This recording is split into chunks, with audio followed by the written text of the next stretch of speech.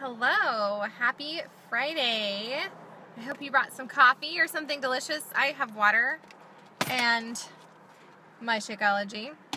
Some water. Sure, and I have my people because we had a doctor appointment, so I have my posse. Say hi. Yay. Who are you, young lady? I'm Charlotte. Charlotte. And why are you out of school? Because I have dentist. True, mom life. And what about you, little dude? That's Connor. So anyways, I was thinking today about trying versus doing and how try is such a slippery slope. So for those of you who don't know who I am, good morning. I am Sarah. I live in Yuma, Arizona with my posse of crazy people.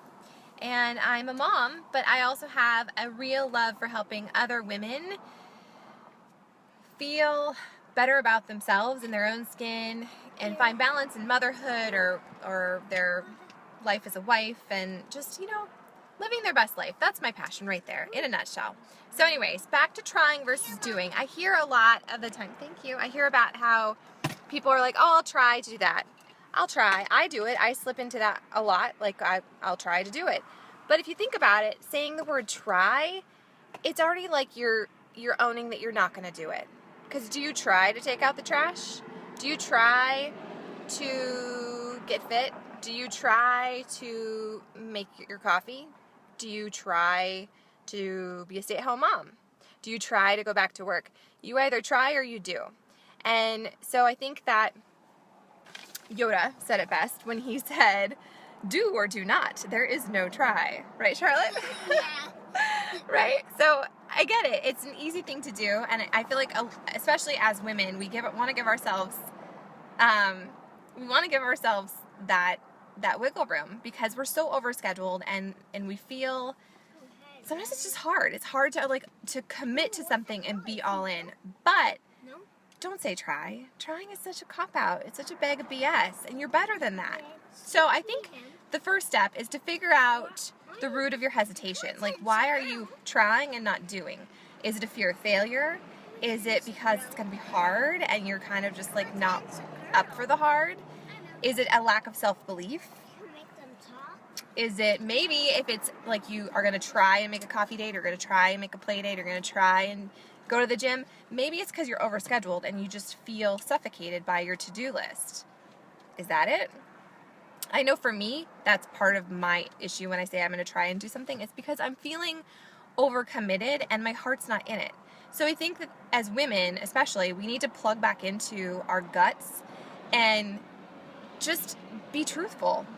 People are going to respect that if you're being honest and coming from a place of who you really are and what your priorities are. And in last week's talk, I chatted about how balance is a dirty word.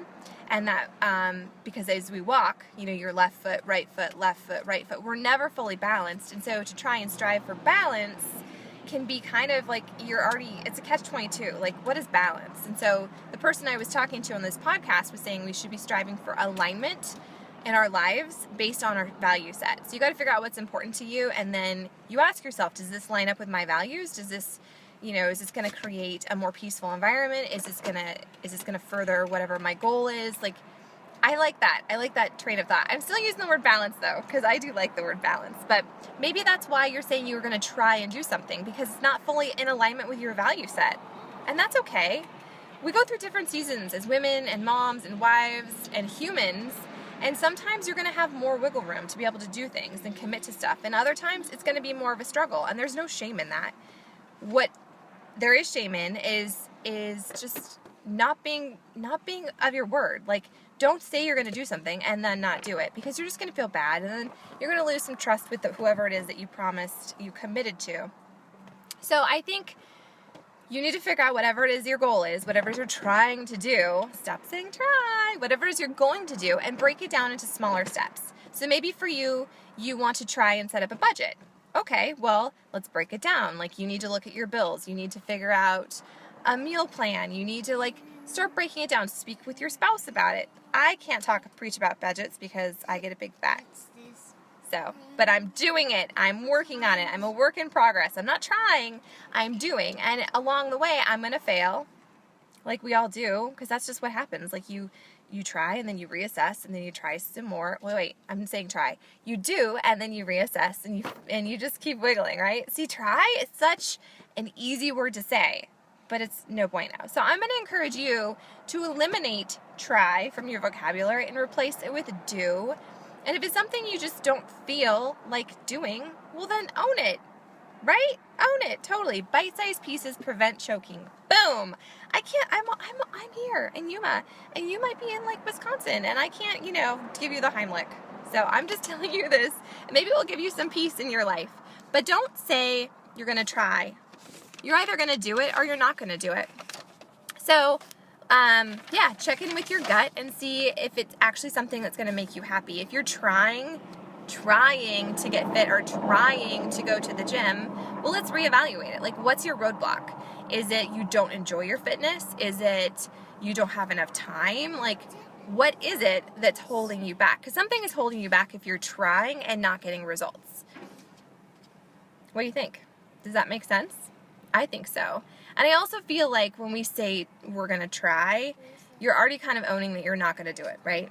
So a lot of us have a failure. We just like are afraid of failure, or we have a lack of self-belief. And so it's easy to slip into the try mode instead of the doing mode because you're just afraid of failure. Like, that's just a normal thing. Everyone's afraid of failing or not being good enough. And I think for me, power of affirmations have really helped because it's just normal. It's part of being human, where you're scared and you don't want to let people down, or you don't want to let yourself down, or you don't want to look foolish.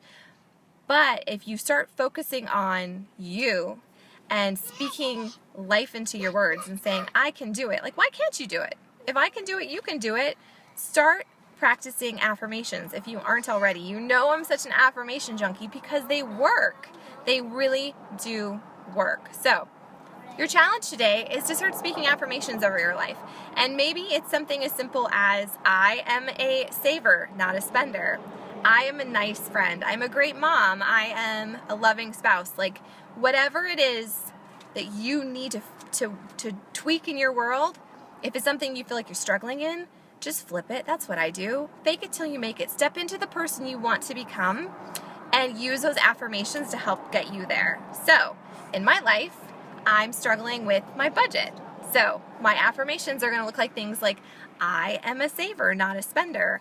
I am thoughtful with my money. I am grateful for the funds we have. Like, just start practicing gratitude and just focus on I don't know, getting better. These kids are distracting me back here. What are you fighting over?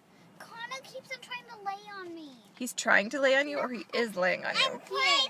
No, I'm not. Okay, I'm laying my head on her. Okay, well, let's just stop. So, commit to your own words and say what you mean, and just do that. So commit to your own words and just own you. Own where you're at. It's okay if things are hard and you can't do something.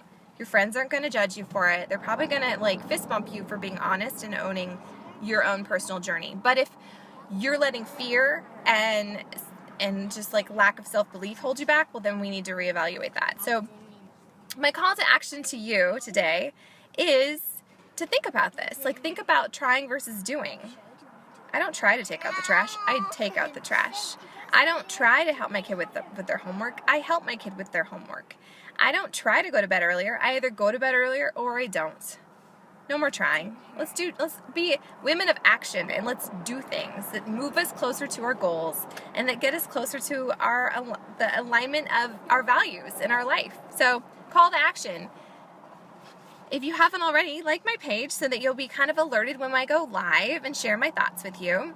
I really want to hear what you think about it. So drop me a comment, tag a friend if you feel like they're struggling with this, because it's such an easy cop-out to fall into. And I know I do it. I already did it on here, right? I said try instead of do. No more trying. We're going to be women of action, and we're going to do and move closer to becoming better every day, because that's just what this life is all about. So if there's ever anything you want to hear me talk about or share about, I'm an open book. I'm more than happy to. Let me know. But today, make it an awesome, amazing day, because we're so blessed that we get to live in this country and we have freedom and we are safe, and more than likely we have food in our pantries, and we're just like, we're so freaking fortunate. So I'm thankful for you today, and I'm going to challenge you to do some affirmations and make today the very best that you can.